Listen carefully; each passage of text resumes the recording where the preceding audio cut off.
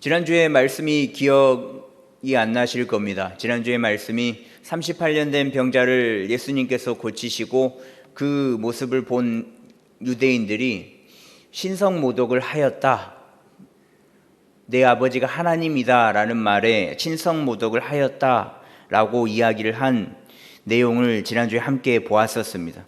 그리고 또 그 일이 있었던 날이 안식일이었기 때문에 유대인들은 예수님을 더 죽이려고 이를 갈기 시작합니다. 그리고 바로 이어지는 모습이 오늘 말씀인데, 예수님이 왜 자신이 하나님의 아들이라고 이야기를 했나? 예수님께서는 자신의 그 주장을 지지할 네 가지 이유를 오늘 말씀을 통해서 밝히십니다. 첫 번째 이유는 아들이기 때문에 아버지가 행하는 것을 할 수 있다라고 말씀하십니다. 오늘 말씀 19절에 보시면, 그러므로 예수께서 그들에게 이르시되 내가 진실로 진실로 너희에게 이르노니 아들이 아버지께서 하시는 일을 보지 않고는 아무것도 스스로 할 수 없나니 아버지께서 행하시는 그것을 아들도 그와 같이 행하느니라 라고 말씀하고 있는데, 이 부분을 공동 번역이 굉장히 이해하기 쉽게 번역을 해 놓았습니다. 그래서 예수께서는 유다인들에게 이렇게 말씀하셨다. 정말 잘 들어두어라. 아들은 아버지께서 하시는 일을 보고 그대로 할 뿐이지 무슨 일이나 마음대로 할 수는 없다. 아버지께서 하시는 일을 아들도 할 따름이다 라고 번역을 했거든요. 나는 무슨 일이든 내 마음대로 할 수 있는 게 아니고, 내가 하고 싶어서 하는 게 아니고, 나의 아버지께서 그 일을 하셨기 때문에 그 일을 그대로 할 수 있다. 그리고 아버지께서 하셨기 때문에 나도 그 일을 따라서 하는 거다라고 말씀을 하신 겁니다. 아들이기 때문에 아버지가 행한 일들을 할 수 있다라고 말씀하신 거거든요. 성자 예수님이 행하는 모든 일은 자신의 아버지이신 성부 하나님께서 행하신 그 일을 그대로 보고 행한다라고 자신이 하는 사역의 기준을 선언을 한 겁니다. 예수님께서 자신이 행하는 일이 스스로 하는 것이 아니라, 내가 하는 일이 아니라, 독단적으로 하는 게 아니라 하나님의 일임을 분명하게 밝히신 겁니다. 즉 하나님의 아들이신 예수님께서 38년 된 병자를 안식일에 고쳤지만 그 일은 하나님께서 하신 것이다 라는 거죠. 이 말씀을 이해하기 위해선 삼위일체 하나님을 분명하게 알고 계셔야만 하거든요. 하나님이 한 분이시잖아요. 하나님은 한 분이신데 동시에 세 분이시기도 하지만 또 한 분이시기도 하십니다. 하나님은 큰 틀에서 한 분이시지만 작은 틀로 보면 세 위격, 세 성격을 가지고 계십니다. 그래서 성부 하나님, 성자 예수님, 성령 하나님, 이 세 위격이 한 하나님 한 분이십니다. 그런데 이 세 위격은 한 분이시지만 각자 하는 일이 다르거든요. 보통 성부 하나님은 창조주 하나님으로서, 또 성자 하나님인 예수님은 구속의 하나님으로서, 또 성령 하나님은 행동하는 하나님으로 구분되어 있습니다. 그러니 성자 예수님께서 일을 행하시면 일하시는 성령 하나님께서 행동할 수 있도록 또 행하도록 도우시고, 또 성부 하나님께서 하신 일이 된다라는 겁니다. 예수님이 또 왜 하나님의 아들인가에 대한 두 번째 이유는 아들이기에 아버지의 계획들을 보여주시기 때문에 그렇습니다. 20절 말씀에 보시면요, 아버지께서 아들을 사랑하사 자기가 행하시는 것을 다 아들에게 보이시고 또 그보다 더 큰 일을 보이사 너희로 놀랍게 여기게 하시리라 라고 말씀하고 있는데, 예수님께서 일을 행하실 수 있는 것은 아버지인 하나님께서 그 행하는 일을 다 보이시기 때문에 그렇다라는 거거든요. 하나님께서 행하실 모든 일들의 계획들을 아들인 예수님께 보이신다라는 겁니다. 그렇다면 하나님께서 아버지신데 굳이 왜 아들인 예수님에게 하실 모든 일들을 보이시는 것일까? 그것은 사랑하기 때문에 그렇습니다. 여기서 나오는 사랑이라는 단어는 필레오라는 가장 기본적인 뜻인데요, 어떤 사람을 자기 사람 중에 하나로 취급한다라는 뜻입니다. 이것은 신약 성경에서 하나님과 그의 백성들과의 관계에서 사랑하다라는 뜻으로 쓰이는 아가파오 단어와 매우 유사한데, 그러나 하나님께서 백성들에게 주시는 사랑, 아가파오의 사랑은 일방적인 하나님의 자기 희생적인 사랑을 나타내거든요. 그러니까 하나님께서 일방적으로 하나님의 백성들에게 옛다 사랑을 받아라 라고 일방적으로 주시는 것이고, 이 구절에서 나오는 사랑은 상대방을 하나의 완성된 인격체로 인정하면서도 자신과의 밀접한 관계의 근거에서 마치 내 자신의 일부와 같은 거다라는 뉘앙스로 뜻으로 말하는 사랑을 의미합니다. 하나님은 예수님을 사랑하시되 자신의 일부처럼 생각을 하고 사랑하셨기 때문에 당신께서 하시는 모든 일들을 자신의 아들인 예수님에게 다 보이셨다라는 거죠. 예수님이, 그리고 또 왜 예수님이 하나님의 아들인가에 대한 세 번째 이유는 아버지처럼 그 아들도 생명을 줄 권세를 소유하고 있기 때문에 그렇습니다. 그래서 21절 말씀에 보시면요, 아버지께서 죽은 자들을 일으켜 살리심 같이 아들도 자기가 원하는 자들을 살리느니라 라고 말씀하고 있는데, 모든 생명의 근원이 창조주 하나님으로부터 시작되잖아요. 하나님께서 흙으로 빚으시고 후 생명을 불어넣어 주셔서 사람은 생명을 가지게 되었습니다. 만드신 이이기 때문에 죽은 것도 살릴 수 있는 것은 당연한 이치거든요. 이것은 예수님도 마찬가지다라는 겁니다. 천지를 창조하실 때부터 함께 하신 예수님도 당연히 병을 치유하고 또 사람을 고칠 수 있는 능력을 가지고 계신다라는 거죠. 앞서 4장에서 왕의 신하의 아들을 살리기도 하셨고, 또 후에 보시겠지만 죽은 나사로를 살리시기도 하십니다. 예수님께서는 하나님의 아들이시기 때문에 죽은 자를 살릴 수 있다. 그리고 또 죽은 자를 살리는 것이 결코 이상한 모습이 아니다라는 거죠. 이것은 아버지인 아들에게도 동일하게 있는 능력입니다. 또 예수님께서는 육체의 죽음을 살리시지만 영적인 죽음도 살리시거든요. 그래서 요한복음 11장 25절에 26절에 보시면 예수께서 이르시되 나는 부활이요 생명이니 나를 믿는 자는 죽어도 살겠고 무릇 살아서 나를 믿는 자는 영원히 죽지 아니하리니 이것을 내가 믿느냐라고 예수님께서 말씀하셨습니다. 예수님 자체가 생명이기에, 부활이기에 예수님을 믿기만 하면, 예수님을 만나기만 하면 영원한 생명을 보장받는다라는 거죠. 예수님이 왜 하나님의 아들인가에 대한 네 번째 이유는 심판할 권위를 하나님께 부여받았기 때문에 그렇습니다. 22절 말씀해 보시면 아버지께서 아무도 심판하지 아니하시고 심판을 다 아들에게 맡기셨으니 라고 말씀하고 있는데, 하나님 아버지께서 모든 심판을 예수님에게 위임하셨다라는 것은 예수님의 능력과 또 권세가 어느 정도인지 짐작할 수 있습니다. 이것은 하늘과 땅에 있는 모든 권세를 아들에게 위임했다라는 뜻이거든요.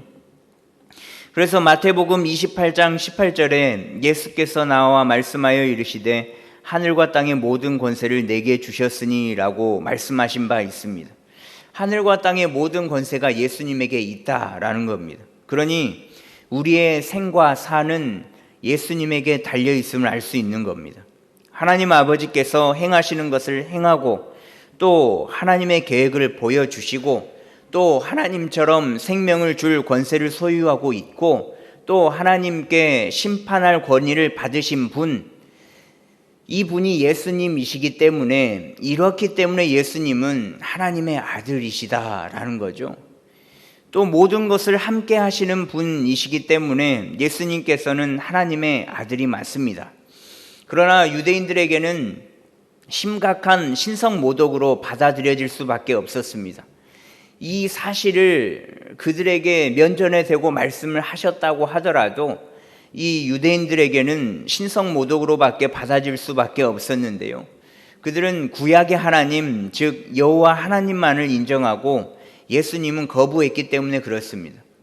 구약에 쓰여 있는 메시아가 오실 예수님이 자신들의 눈앞에 바로 서 있음에도 불구하고 그 예수님을 믿지 않기에 전혀 알아보지 못한 겁니다.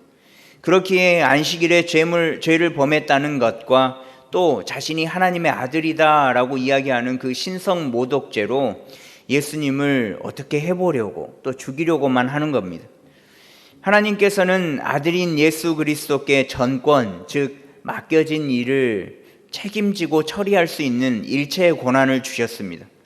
모든 권한을 예수님께 주셨기 때문에 예수님께서 행하시는 모든 일들, 기적, 이적, 모든 사역들의 모습은 곧 하나님께서 하시는 일이다라는 겁니다.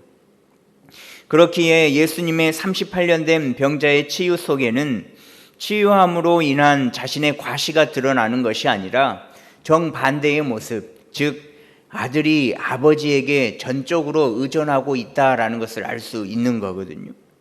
또 아버지에 대한 아들의 전적인 복종의 자세를 볼 수 있습니다.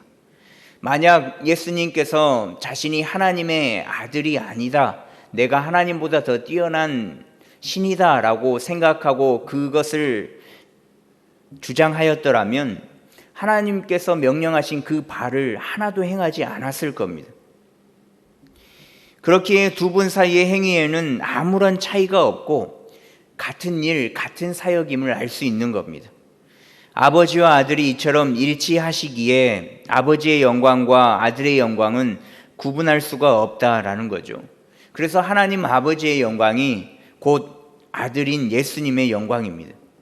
그렇다면 하나님께서는 자신의 독생자인 예수님에게 왜 이런 정권을 주셨을까? 그것은 23절 말씀에 나와 있는데요. 이 23절의 말씀을 한 목소리로 함께 읽겠습니다. 이는 모든 사람으로 아버지를 공경하는 것 같이 아들을 공경하게 하려 하심이라. 아들을 공경하지 아니하는 자는 그를 보내신 아버지도 공경하지 아니하느니라. 아멘. 하나님 아버지를 공경하는 것 같이 그의 아들 예수님도 공경하기 위함입니다. 여기서 공경하게라고 나오는 단어의 그 원어의 뜻은 값을 정하다, 가치를 부여하다라는 뜻인데요. 즉 예수님께서는 모든 사람이 하나님을 영원토록 영광을 돌릴 창조주로서 공경하는 것과 동일하게 자신에게도 이와 같은 가치를 부여해야 한다라는 것을 의미합니다. 그러니까 아버지와 아들을 나눠서 아버지이기 때문에 더 영광 받으실 뿐, 아들이기 때문에 조금 영광 받으실 뿐, 이렇게 나누는 것이 아니라 아버지와 아들이 동일한 존재이기에 또 동일한 값을 정하기에 똑같이 평가해야 한다라고 말씀하고 있는 겁니다. 누구든지 아버지와 아들을 다르게 평가를 한다면 이것은 아들을 보내신 아버지, 즉 하나님 아버지를 무시하는 것으로밖에 판단되지 않습니다. 그러니 성부, 성자, 성령 하나님이 한 분이시고 또 각기 다른 세 위격을 가지고 계셔서 우리를 창조하시고 우리를 구속해 주셨으며 또 우리와 지금도 함께 하시며 활동하고 계신다는 것을 믿으셔야만 합니다. 우리는 정말 대단한 하나님을 믿고 있는 복받은 자들이거든요. 하나님을 알고 하나님을 믿고 하나님과 함께 한다라는 것이 우리에게 그 어떤 복보다 가장 큰 복입니다. 그렇기에 우리는 신앙생활 하는 때가 가장 행복하고 또 예배하는, 하나님 앞에 예배하는 지금 이 순간이 가장 행복한 시간인 줄 믿습니다. 말씀과 기도와 찬양으로 또 늘 함께 하시는 그 하나님을 만나는 기쁨이 있는 저희들이 되면 좋겠습니다. 또 설교를 준비하면서 생각해 보니까 이 아버지와 아들의 관계, 하나님과 예수님과의 관계도 관계지만 예수님과 우리와의 관계도 똑같이 동일하게 접목된다라는 것을 깨달았는데요. 알고는 있었지만 이 말씀으로 더 한 번 더 깨닫게 되었습니다. 하나님과 예수님의 그 관계와는 근본적으로는 다릅니다. 우리와 하나님과의 관계가 하나님과 예수님과의 관계가 될 수는 없습니다.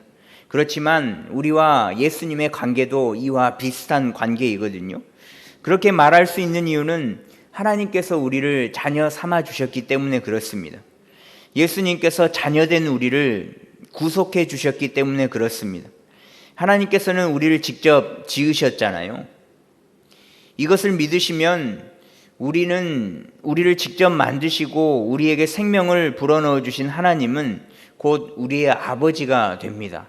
또 당신의 아들 독생자 예수 그리스도를 통하여서 구속의 은혜를 부어주시고 한낱 죄인인 우리를 죽음에서부터 해방시켜 주셨습니다. 그렇다면 우리에게 영생을 주신 분이 우리의 아버지 되시는 거거든요. 그래서 우리는 주님의 자녀인 동시에 하나님의 자녀다라는 것이죠. 그러니 우리의 몸 안에는 주님의 심장을 가지고 있을 수밖에 없습니다. 주님의 심장을 가지고 살아간다라고 고백한 사도 바울의 그 고백처럼 말입니다. 빌립보서 1장 8절 말씀해 보시면요, 내가 예수 그리스도의 심장으로 너희 무리를 얼마나 사모하는지 하나님이 내 증인이시라 라고 고백을 하고 있는데, 바울 사도가 예수 그리스도의 심장을 가지고 있다라고 고백을 하는데요, 표준 세번역에는 이렇게 번역을 하고 있습니다. 내가 그리스도 예수의 심정으로 여러분 모두를 얼마나 그리워하고 있는지는 하나님께서 증언하여 주십니다 라고 번역을 하고 있는데, 또 NIV 성경에는 심장을 애착, 보살핌이라는 단어로 나타내고 있거든요. 그러니까 예수 그리스도의 심장을 가졌다라는 것은 예수님께서 당시 인간의 몸을 입고 계셨을 때 그 심장을 톡 떼다가 여기다 붙인 게 아니고 예수 그리스도의 심정으로 살아가고 있다라는 것을 의미하는 거거든요. 그래서 하나님의 자녀인 우리, 주님의 자녀인 우리는 예수 그리스도의 심장을 가지고 예수님의 그 심정을 가지고 예수님의 그 마음으로 살아가고 있다라는 겁니다. 바울 사도가 그래서 확신에 찬 모습으로 나는 예수 그리스도의 심장으로 살아가고 있다라고 고백을 한 거거든요. 여러분들은 예수님의 심정으로 또 예수님의 심장으로 살아가고 계십니까? 그렇게 살아가고 계실 때 우리의 아버지 되시는 하나님께서 우리를 보시고 내 자식이 맞구나 라고 말씀하실 수 있으십니다. 또 하나님께서 보시기에 그렇게 보이기도 하지만 누가 봐도 예수를 믿는 사람이구나, 예수 믿는 사람답다라는 이야기를 혹시 들어보신 적이 있으십니까? 분명 하나님의 아들 그리고 딸인 우리는 하나님의 자녀다운 삶을 살아가야 함에도 불구하고 그렇게 살아가지 못할 때가 더 많죠. 사실 그렇게 평생 살아갈 수 있다면 교회를 나오지 않아도 될 겁니다. 그런데 그런 모습은 거의 없고 그 반대의 모습으로 살아가기에 우리가 교회에 나와 더 예배하며 하나님을 더 의지하는 모습을 가지고 있지 않겠습니까? 이 부분을 부정하는 그리스도인들은 아마 단 한 명도 없을 겁니다. 특히 고아와 과부와 나그네, 즉 이 시대에 소외받은 이들에게 더 관심을 가지시고 또 그들과 함께 웃고 울고 주님의 모습을 우리는 가지고 있냐 이 말입니다. 비록 죄를 지을 수밖에 없는 존재이고 죄로 얼룩져 있는, 또 죄를 짓지 않고는 살아갈 수 없는 존재이지만 우리의 아버지가 하나님이시고 또 우리의 몸속에는 예수 그리스도의 심정을 가지고 살아가는 존재이기에 죄인인 동시에 담대함을 가지고 살아야만 합니다. 예수님께서 고학력자이고 당시 그 시대에 가장 잘 나간다는 그 유대 지도자들, 잘 사는 부자와 세리들을 만날 때에도 당당하게 하나님의 말씀을 전하신 것처럼 우리도 하나님의 자녀이기에 예수님께서 우리를 구속해 주셨기에 우리도 당당하게 살아가야만 하겠습니다. 우리는 만물을 창조하시고 모든 인류를 구원해 주신 분의 자녀이기에 어깨를 당당하게 펴고 그 이름을 앞세워 나아가야만 하겠습니다. 그리고 더 나아가서 그분의 심정으로 어렵고 힘든 이들을 안아주고 더 사랑해주고 더 챙겨줘야만 하겠습니다. 자녀인 우리가 아버지를 닮아 아버지의 이름을 높여주면 좋겠습니다. 오직 우리의 삶으로 아버지만을 높이고 반대로 아버지의 이름이 땅에 떨어지는 일들은 또 아버지의 이름은 모욕당하지 않도록 살아가야만 하겠습니다. 그러한 모습이 아버지를 위한 길이요 또 아버지를 위한 삶이기 때문에 그렇습니다. 어디서든 어떠한 상황에서든 하나님을 아버지로 둔 우리들 당당하고 부끄러움 없이 살아가는 우리의 모습이 되었으면 좋겠습니다. 그 아버지의 그 자녀다라는 소리를 들으면서 말입니다.